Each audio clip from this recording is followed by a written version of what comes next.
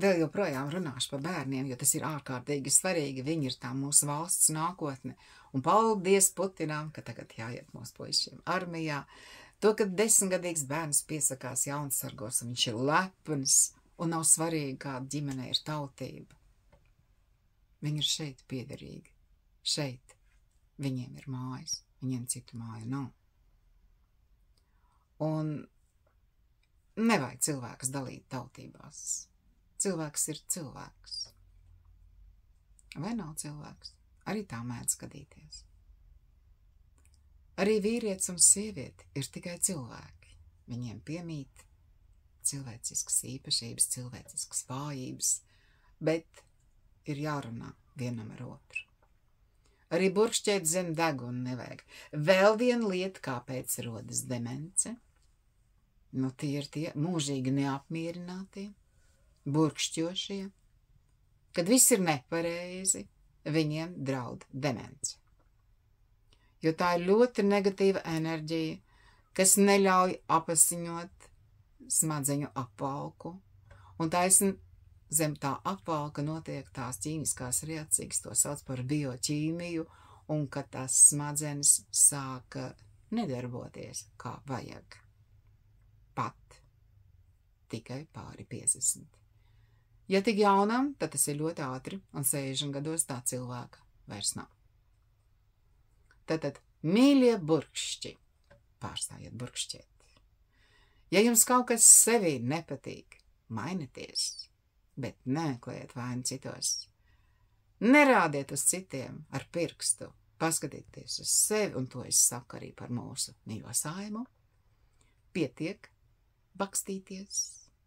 Esat par agru uzsākuši, dukas nepietiks, jo līdz rudenim nākošam vēl tālu. Ai, ai, ai, kas tik var notikt vai nenotikt. Nu tā, Pasaules veselības organizācija gan saka, līdz 64 cilvēks ir jauns, bet tie ir meli. Nu, to laikam rakstījuši un izdomājuši tie veci onkuļi, kas nemāk atkāpties maliņā un sadzīvot ar vecumu. Tā gan tas izskatās. Nē, tas ir vecums. Bet, ja jau pēc 45, kas ir pusmūžs, laicīgi iesiet pie ārsta, taisīsiet analīzes reiz 2-3 gados, ja jums nav nopietnu hronisku vainu, rūpēsties par savu veselību, maksāsiet veselības apdrošināšanu paši, tad arī būs lielāka atbildība.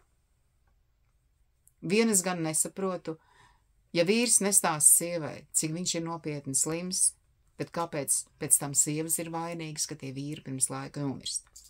Nu ja, kādi jau vajag vainot.